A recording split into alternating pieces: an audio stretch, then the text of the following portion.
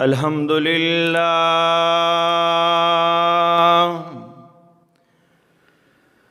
الحمد لله نحمده ونستعينه ونستغفره ونؤمن به ونتوكل عليه ونعوذ بالله من شرور أنفسنا ومن سيئات أعمالنا من يهده الله فلا مضل له ومن يضلله فلا هادي له ونشهد أن سيدنا وسندنا وحبيبنا وحبيب ربنا ومولانا محمدا عبده ورسوله أما بعد فأعوذ بالله من الشيطان الرجيم بسم الله الرحمن الرحيم إنا أنزلناه في ليلة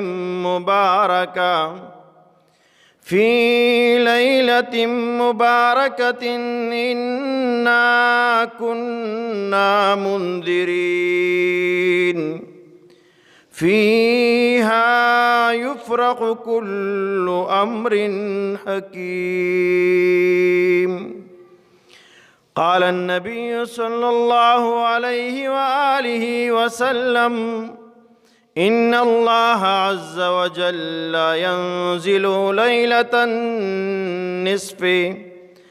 ليلة النصف من شعبان إلى السماء الدنيا فيغفر لأكثر من عدد شعر عنم كلب أو كما قال عليه الصلاة والسلام.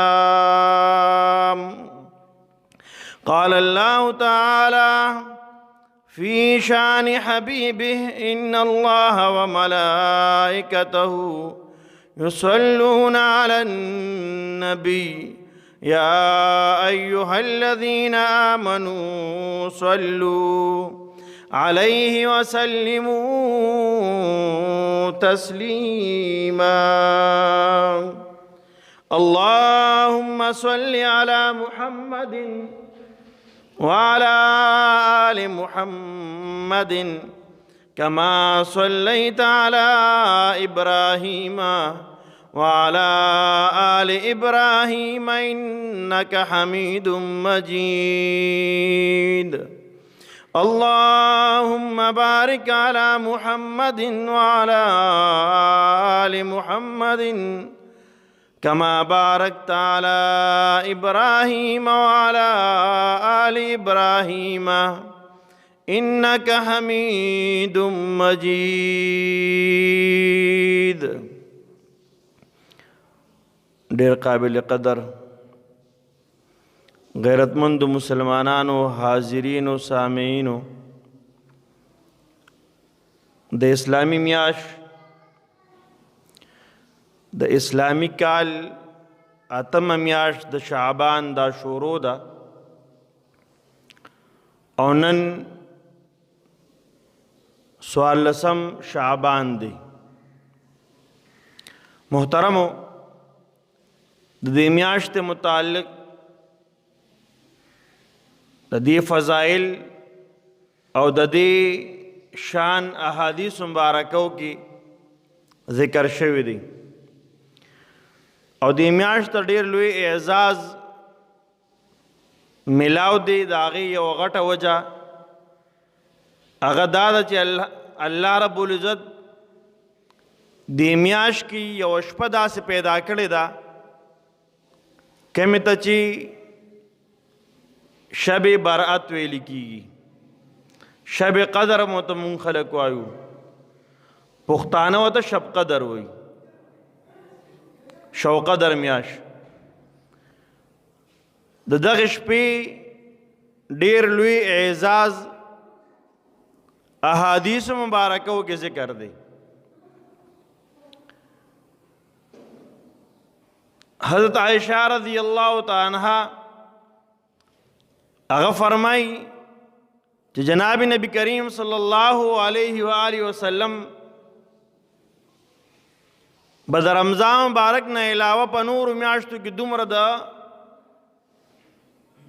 روجو د نیولو اهتمام نه کو څومره به چې د شعبان په میاشت کې کو. جناب نبی کریم صلی اللہ علیہ وسلم نے یہ روایت منقول فرمائی الشعبان شعری دا شعبان دا میاش دا زما میاش تا. محترمو پدی میاش کی جناب نبی کریم صلی اللہ علیہ وآلہ وسلم دا روجو نیولو دا دی ترغیب امت تور کړی دی او دا دی غټه وجہ محترمو دادا چې دا د روان میاش د پاره یو تیاری دی. د رمضان مبارک میاش را روانه ده د هغې د پاره تیاری دا دی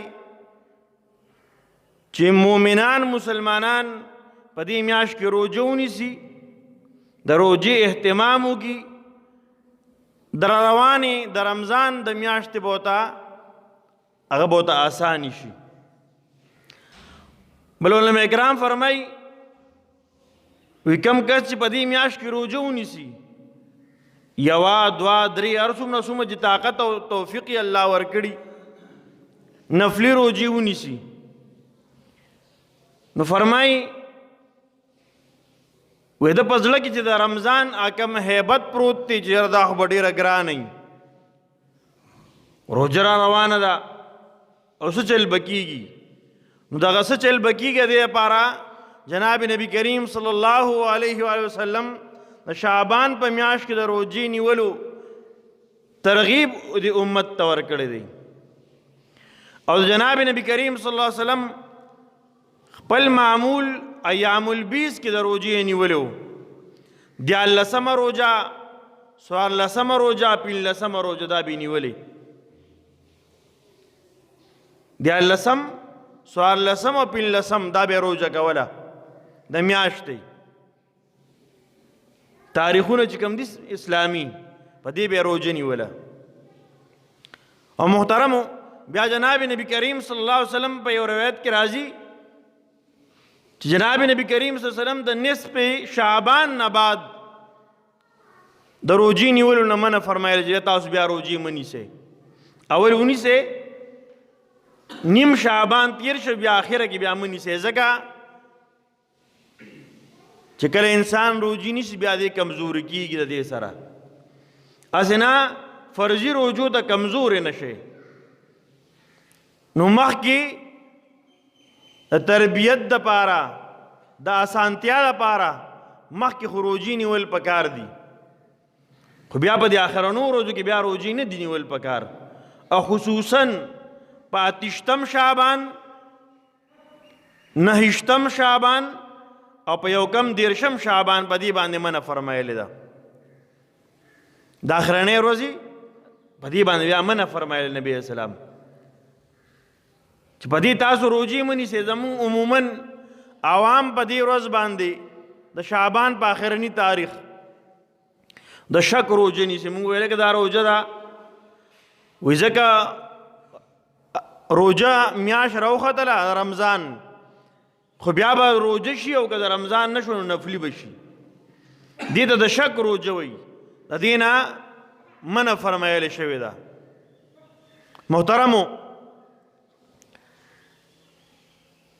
جناب نبی کریم صلی الله علیه وسلم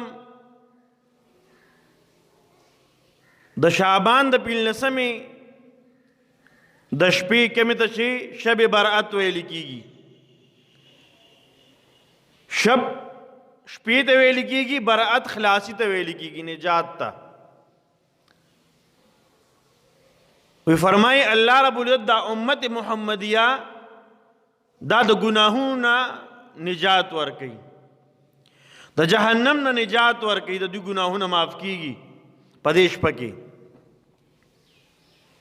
خو چا معاف کیږي چې کم کس پکې عبادات وکړي، دعاګانې پکې وغواړي، ذکر اذکار پکې وکړي.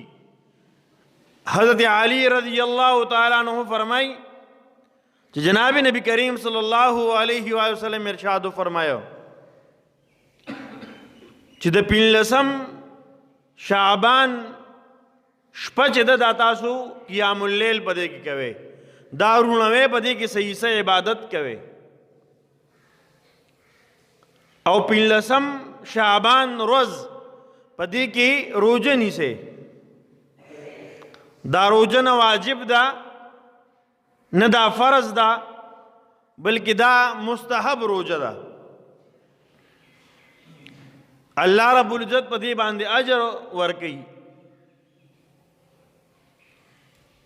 محترمو، جناب نبی کریم صلی اللہ علیہ وآلہ وسلم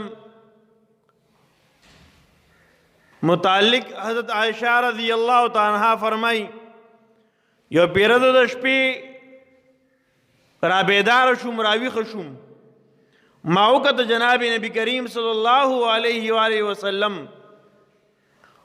موجود نو. زه ډېر زیاته فکرمنه شوم. مختلف وسوسې له درالي، کم خوا بتلی، چرته بتلی، شپه ده، دشمنان هم زیات دي، چې څه مسله پیښه شوې کم خوا لاړه. فرمای جناب نبی کریم صلی اللہ علیہ وآلہ وسلم پس زه روانه شوم، ما جنت البقیع کې بیا موندو. کم حضرات چې حرمین شریفین ته تللی دي، د جناب نبی کریم صلی اللہ علیہ وآلہ وسلم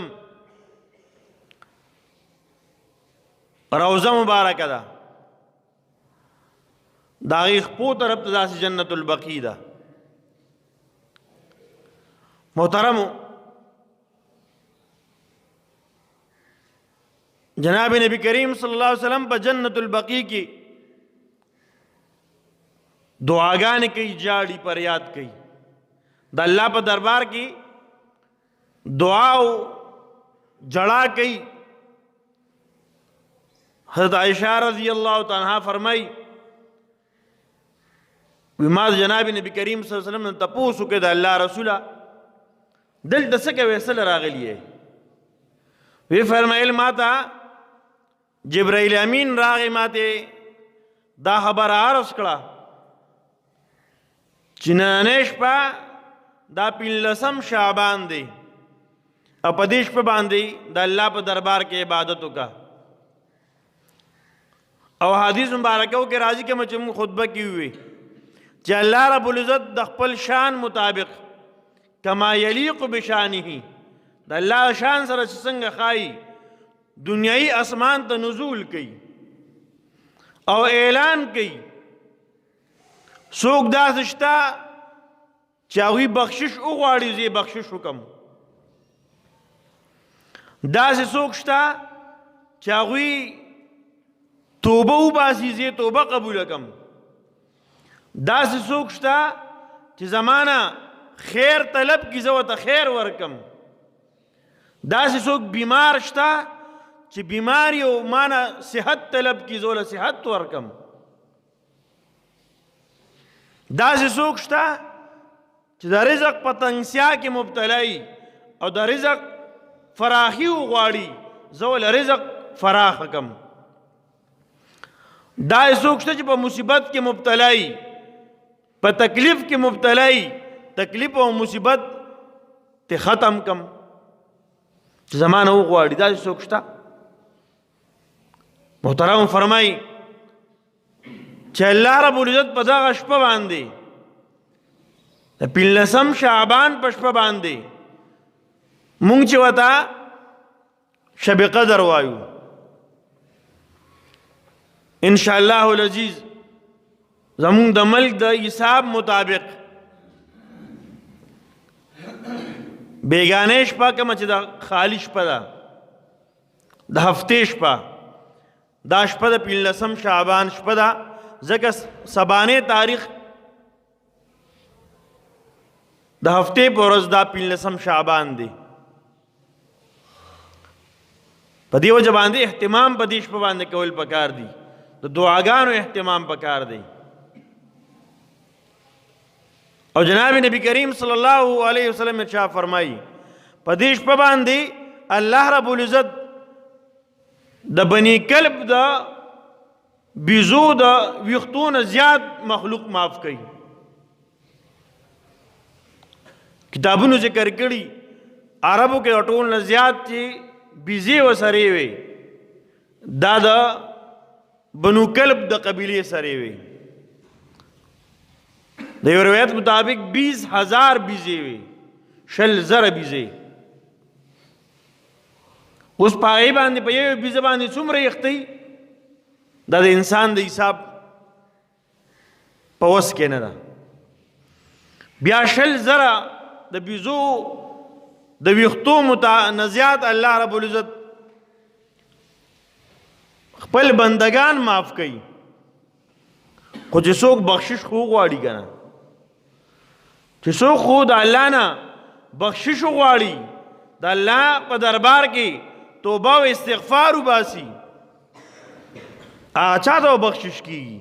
کم خلک چې په دغه شپه باندې غفلت والا شپه تیره کی، د الله په نافرمانۍ کې تیره کی، نو هغه محروم شو. محترم په یو روایت کې دی پورې مرازي عطا بن یسار رضی اللہ تعالیٰ عنہ نے روایت دی، فرمائے جناب نبی کریم صلی اللہ علیہ وسلم نے ارشاد فرمایا چې په دې شپه باندې الله رب العزت حضرت اسرائیل علیہ السلام ته د هغه کسانو نمونو لیست ورکوي کم بچې پر روان کال کې پیدا کیږي یا پر روان کال کې مري، دا غي لیست ورکوي. بلی ورد کې دام راځي چې په دې شپه باندې الله رب العزت تقدیرونه لیکي، تقدیر لیکي په روان میاش کال کې بدی څه کوي، په روان کال کې بدی څه کوي. او تر دې پورې راځي په روایتو کې جناب نبی کریم صلی الله علیه وسلم ارشاد فرمایا چې زما اړه دا غواړي چې زه د 15 شعبان په شپه باندې عبادت وکم او د ورځې روژه ونیسم. وی ولې؟ وی ځکه په دې کې اعمال پیش کولی شي او زما زړه دا غواړي چې زما شپه په عبادت کې شمار شوي او ابتدا دا په روژه کې شمار شي. محترمو په دې شپه باندې الله رب العزت د طرف نه د بخشش اعلان نه کیږي، د الله رب العزت د طرف نه انعامات په دې امت او په خپل بندگانو ته تقسیمول شي. څوک هم چې بخشش غواړي الله رب العزت بخشش کوي. محترمو د شب برات په دې شپه باندې یو څو بدبخت داسې هم دي چې د هغوی بخشش نه کیږي. الله دې موږ د خلکو نه وساتي. هر سړی خپل ګریوان کې سوچ وکړي آیا په دې کسانو کې زما نوم یا زه خو پکې نه یم، هغه اعمال دي، دغه اعمال کوونکي خو زه نه یم چېرته. هر سړی خپل ګریوان کې سوچ وکړي. نو مختلف احادیث کې مختلف کسان ذکر شوي دي. جناب نبی کریم صلی الله علیه وسلم نه نقل دی فرمایي یو هغه کس چې هغه مشرک دی په دې کې شپه باندې د هغه بخشش نه کیږي. که دی مشرک دی کلمې نه ده ویلې او دی اسم توبې وباسي او توبې نه قبلېږي، نو استغفار کوي، خو چې کلمې نه ده ویلې د لا اله الا الله محمد رسول الله اقرار نه دی کړی، ایمان نه دی راوړی، که دې هر څومره دعاګانې غواړي نیک اعمال کوي نه قبلیږي او نه دې کس بخشش کیږي.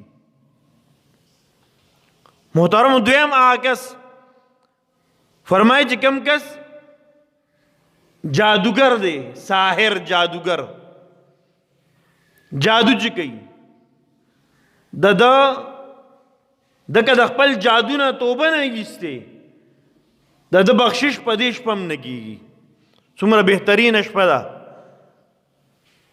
بېشماره خلکو د هغوی بخشش کېږي او د جادوګر کم کس چې جادو کوي جادوګري د هغه بخشش نه کېږي. محترمو دریم هغه کس کم چې پال ګوري، نجومي پال ګوري. اب لارو کوڅو کې چې ناستي بازار ته تاسو لاړ شئ راشي چې پال دله وګورم، خلکو له پالونه ګوري. په پال یقین لرل او پال کتل دا ډېر منه دي، دې نه منه راغلی ده. کم کس چې پال وګوري هسې به ورته ما لاس له وګوره ما به دې لاس کې څه دي.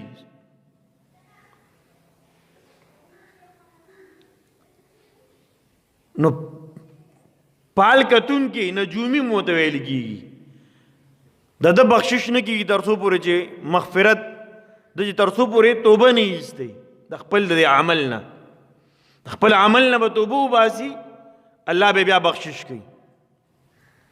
محترم فرمای څلورم هغه کس چې د هغه د بل سره بغض ساتي، کینه او بغض لرونکی، هسې بې د بل سره نفرت دي.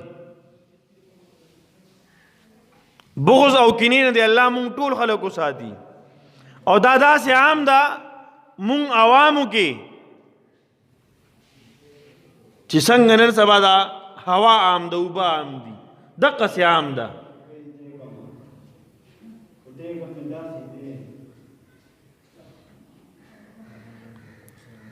محترمو دې وجې نه د کینې نه ځان وساتو، د بغض نه ځان وساتو. زړه کې کینه او بغض وي، د بل مسلمان سره بیخي وي به د نفرت دي. که یو سړی د ګناه کار کوي د ګناه نه پړه کې نفرت ته خیر دی، خو د هغه نه نفرت او د هغه پسې سپور استغې ویل، بد رد ویل، پړه کې کینه ساتل، بغض ساتل، داسې کس په دې شپه باندې مغفرت نه کېږي. نو کم ملګري داسې چې هغه سوچو کې چې بھئی زما کې دا بیماری شته، دا به زه ځان نه وباسم، کینه ځان نه وباسم، حسد بغض دا ځان نه وباسم. او فرمایي پنځم هغه کس دی چې هغه باجمار دی، باجی چې وي ډول سرنا والا، دکلمار باجمار. او هغه خلک چې دې ته ناسته کوي، دې ته غوږ دي، دې کې وخت تېروي، دې کې مصروفه دی دې اورېدو کې. داسې کس توبه نه بخشش په دې شپه باندې نه کېږي تر څو پورې توبه نه ایستې. څومره خلک دي چې د ختم پروګرامي دعوتنامه هم راغلي او ځان ځاله راغلي، پلار ته ځان لي، جو ته ځان لي، پلار ځان له بانه کې یاره زه خو وزګار نه یم، زوی ځان له وایي زه دا حاجي به لاړ شي، مشر دی. او چې کله چېرته میله شي که نه چې څنګه ټنګ واورو نو مونږ بیا واړه د غټو نه مخکې او غټ د وړو نه مخکې رواني، نه وینی نه ستي نه دعوت هیڅ هم نه، الټه د هغه ځای نه مو راچړي بېله بېزتي راله کوي، ځای ستاسو دپاره د میلس نه دی. خو بیا مونږ خلک هغې ته ښه په شوق وږدو ورته کینو مو ولزوم. نو هغه کس چې باجمار دی، باجي وی او اوري او دغه کار دی، داسې کس چې توبې نه دی ایستې محترمو د هغه بخشش په دې شپه باندې نه کېږي، د خپل عمل نه به توبه وباسي. الله رب العزت بیا بخشش کوي. او بلاکس شپږم چې کوم